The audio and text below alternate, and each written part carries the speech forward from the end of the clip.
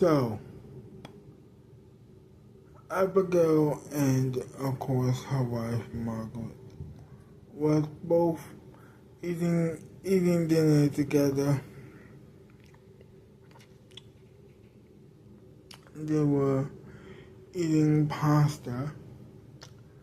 It was very good. When Abigail said to her wife, Margaret, I think I need to write the rest of the book. I'm getting closer to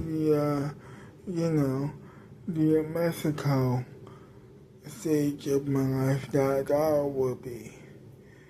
And of course, Margaret said, well, I hope we get there soon because I can't wait.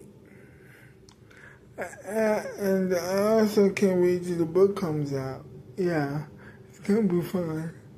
It's gonna be really, really fun. I know, right? It's gonna be really cool for everybody to read it.